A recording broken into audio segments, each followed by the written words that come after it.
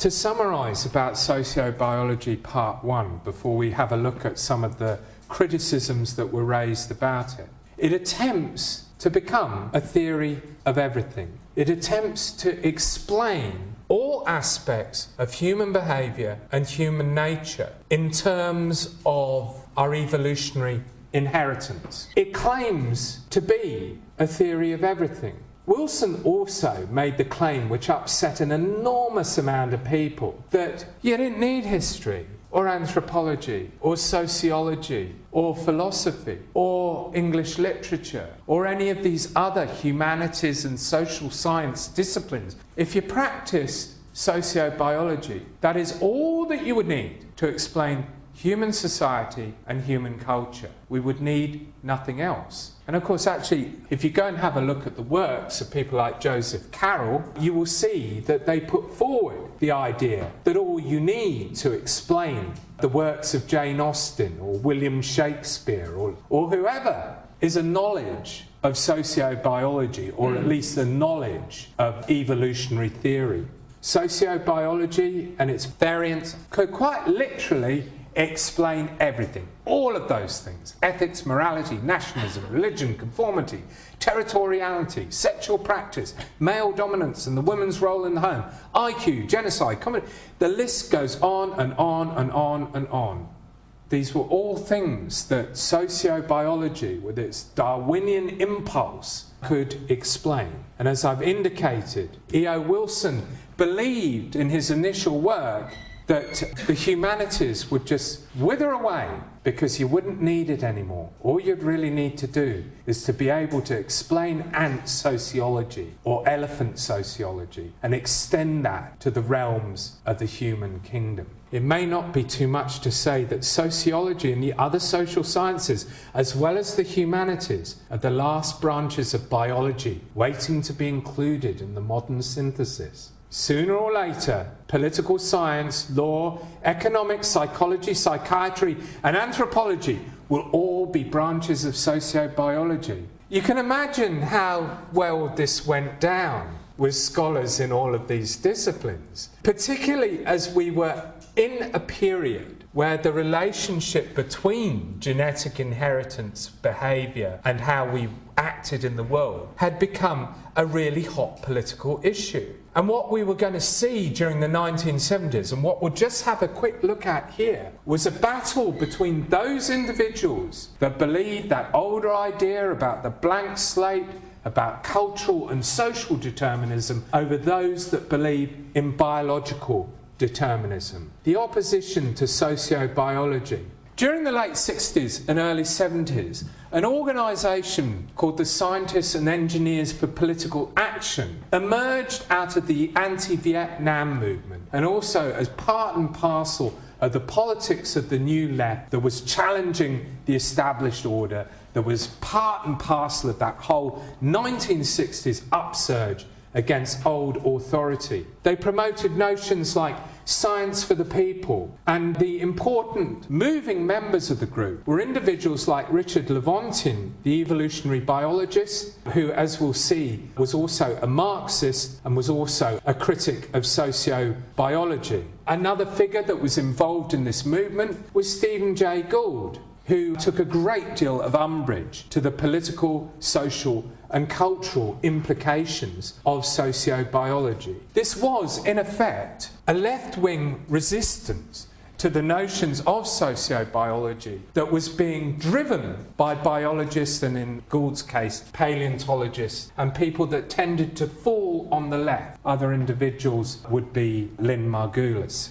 And Wilson was completely and utterly perplexed by this resistance, which I think, tells us quite a lot about him. You've got to imagine it like this. On this floor here, Richard Lewontin is working on his particular area of evolutionary biology. Committed Marxists, organising action groups to fight the power, promote science for the people, promote Marxism through science. On the upper floor is the liberal Edward Wilson, who's just published Sociobiology, thinks he's come up with a great idea and claims to be completely and utterly politically unaware of the implications of his theory. I don't know if they had water coolers at the Museum of Comparative Zoology in Harvard, or where they went to share their coffees or whatever. But I'm sure that if Wilson bumped into Lewontin, there was probably a great deal of tension. Because Lewontin, sitting in his office, I don't know if that's his office, we'll just imagine it is,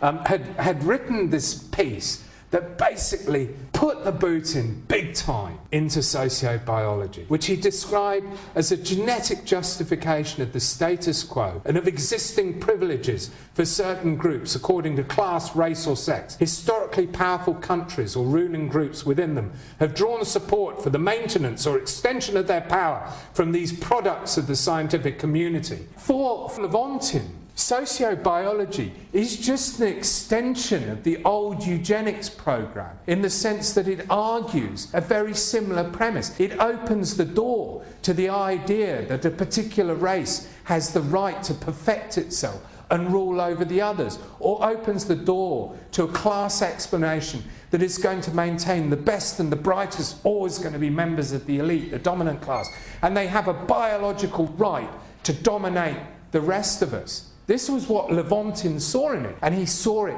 as an extension of Nazi Germany. Sitting up on the top floor, or on the second floor, or whatever, poor old Wilson was a bit perplexed. I'd been blindsided by the attack. He didn't see it coming. Having expected some frontal fire from social scientists on primary evidential grounds, I'd received instead a political enfilade from the flank. In 1975, I was a political naive. I knew almost nothing about Marxism as either a political belief or a mode of analysis. I paid little attention to the dynamism of the activist left, and I'd never heard of science for the people. I was not an intellectual in the European, New York or Cambridge sense. It seems remarkable to think that even an entomologist could have been hiding under rocks studying ants while the Cold War unfolded, while the threat of nuclear annihilation was going on, where the draft was resisted by millions of people on the streets, where terrorism and resistance had been brought to both Europe and to the USA in the name of trying to fight the power. It seems strange to believe that he could have been so short-sighted that he had no understanding of the deep and long history of the relationship between what happens when Darwinism is used in an applied form to society.